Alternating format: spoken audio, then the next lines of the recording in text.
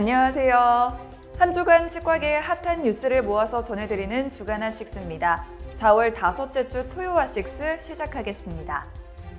비급여 관련 헌법재판소 공개 변론이 5월 19일로 다시 잡힌 가운데 대한치과의사협회가 제11회 정기이사회에서 보조 참가인으로 참여해 변론에 나서는 등 적극 대응하기로 했습니다.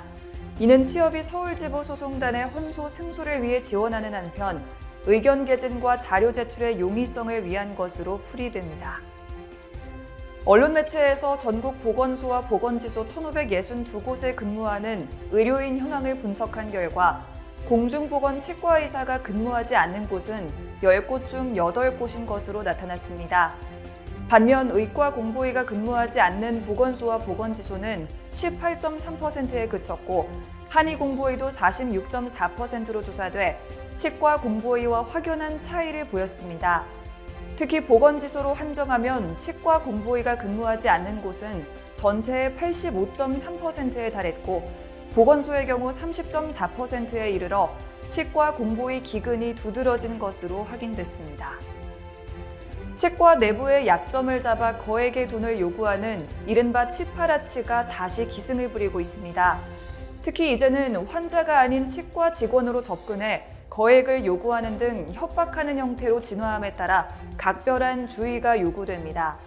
실제로 근로계약서와 현금 영수증 미발급 등에 대한 문제를 제기해 소규모 치과가 취약할 수밖에 없는 노무와 세무의 사각지대를 파고들고 있다는 지적입니다. 코로나19 사태를 기점으로 비대면 의료 플랫폼이 확산하자 취업과 의료계는 연일 저지 입장을 표명하고 있습니다. 이런 가운데 대구시가 의료 스타트업 10개사와 협약을 체결하는 등 비대면 의료 플랫폼에 대한 지원에 나서 우려의 목소리가 고조되고 있습니다. 이에 취업은 국민 건강을 위협하는 폐해를 야기할 수 있다며 우려의 목소리를 제기해왔습니다.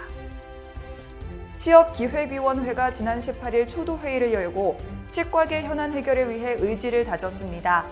이번 회의에서 기획위는 8명의 위원을 새로 위촉하는 한편 국립치의학연구원 설립과 치과 행정규제 간소화 등을 논의했습니다. 진승욱 위원장은 치의학연구원 설립 추진 등 협회의 중장기 정책 개발 및 치과계의 미래 발전 전략을 지속 논의하겠다고 말했습니다. 식품의약품안전처의 의약품 안전나라 임상시험 정보에 따르면 지난 2019년부터 현재까지 치과가 진행하는 임상 건수는 4건에 그친 것으로 나타났습니다. 특히 지난 2021년에는 단 한 건도 없었지만 올해 한 건이 추가되면서 치과 임상시험의 명맥이 이어진 것으로 확인됐습니다. 대놀뉴스는 치과인 여러분의 제보를 기다립니다. 경조사, 인사동정, 봉사활동, 각종 행사 소식 등 치과계에 공유할 어떤 소식도 좋습니다. 화면에 보이는 이메일이나 전화로 제보해 주시면 대놀뉴스에 반영 가능하고 우수 제보자에겐 소정의 상품도 드리겠습니다. 이상으로 대놀뉴스를 마칩니다. 고맙습니다. 곰탕은 8,000원. 특곰탕은 10,000원? 특곰탕은 뭐가 다른겨? 뭐가 달라서 다르겠쥬. 임플란트 하면 좋은겨? 뭐가 달라도 다르겠죠. 오스템 임플란트.